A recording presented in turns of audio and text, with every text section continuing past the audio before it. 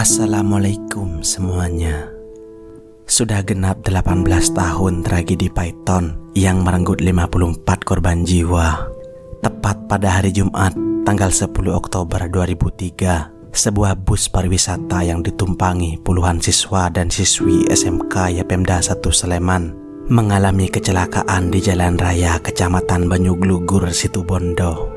Di Indonesia, kecelakaan bus masih sering terjadi karena banyak faktor. Bisa karena kelalaian sopir, kelalaian pengguna lain, atau faktor teknis dari kendaraan. Namun jika menilik dari banyaknya kecelakaan bus yang terjadi di Indonesia, salah satu yang paling membekas adalah tragedi Python.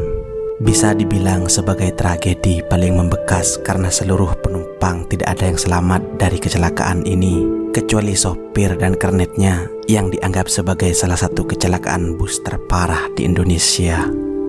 Ternyata sebelum kejadian naas ini terjadi, beberapa keluarga korban sempat mendapatkan firasat buruk. Salah satunya adalah keluarga Sabto Pamungkas. Sulikah ibunda Sabto tak pernah membayangkan anak tercintanya pergi untuk selamanya. Sebelum berangkat ke Bali, Sulikah menuturkan Sabto sempat berpamitan. Dia sudah berfirasat buruk, karena itu perempuan ini sempat melarang anaknya pergi. Tapi Sabto tetap ngotot untuk ikut study tour tersebut. Sabto mengatakan, "Ibu gak usah khawatir, hari Kamis aku udah kembali kok."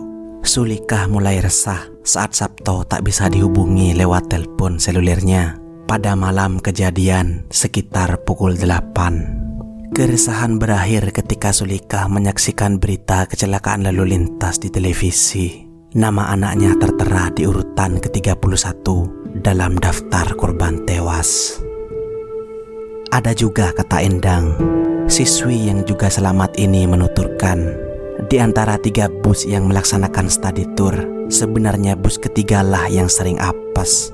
Kaca bus yang pecah lah, tersangkut kabel listrik lah, pokoknya ada saja, kata Endang. Bahkan setelah menyeberangi Selat Bali, kaca bus pecah untuk kedua kalinya. Tapi di saat malam kejadian itu, tidak ada yang mengira bahwa bus kedualah yang mengalami kejadian sangat tragis. Lantas, bagaimana kronologi dari kecelakaan ini? Silakan menyimak. Usai melakukan study tour di Bali, puluhan siswa kelas 2 Sekolah Menengah Kejuruan Yayasan Pembina Generasi Muda balik kanan menuju kota asalnya Sleman, Yogyakarta. Suasana riang menyelimuti acara tersebut. Mereka menumpang 3 bus AO Transport yang melaju beriringan tak lama usai azan Isya berkumandang. Dalam perjalanan, kecelakaan tragis menimpa salah satu rombongan bus yang mengangkut 54 siswa.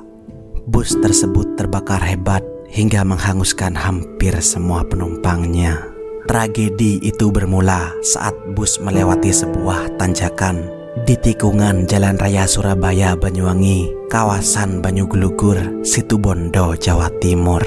Sebuah truk kontainer tiba-tiba memotong jalur dan langsung menabrak bagian depan bus. Sejurus kemudian, truk tronton juga menghantam bagian belakang bus naas tersebut. Bus itu pun terjepit oleh kedua truk. Tak berselang lama usai ditabrak, api tiba-tiba berkobar di bagian depan bus. Kobaran itu dipicu oleh tangki bahan bakar truk yang pecah dan terperciki api sekring listrik bus. Kobaran api kian membesar. Para siswa pun panik berlarian ke arah belakang sambil berteriak minta tolong. Namun naas, pintu belakang tak bisa terbuka lantaran tertabrak truk tronton dari arah belakang. Selain itu, tak ada alat pemecah kaca yang tersedia di dalam bus.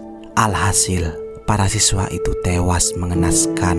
Mereka terpanggang di dalam bus, tak jauh dari pintu PLTU Python.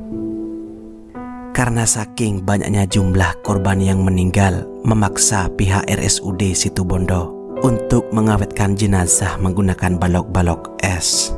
Jenazah juga hanya ditempatkan di lorong ruangan karena ruang kamar mayat di sana tidak terlalu besar.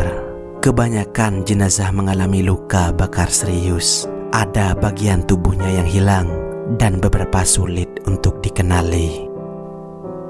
Iring-iringan ambulans yang membawa 54 jenazah dari Rumah Sakit Umum Daerah Situbondo, Jawa Timur ke Yogyakarta tiba di Sekolah Menengah Kejuruan Yapemda 1, Berbah Sleman, Yogyakarta pukul 4.50 pagi. Setiap mobil jenazah ditempeli nomor dan foto ukuran 10R milik para korban, termasuk 14 korban yang belum diidentifikasi. Setelah acara serah terima secara simbolik, keluarga korban berhamburan menuju mobil ambulans.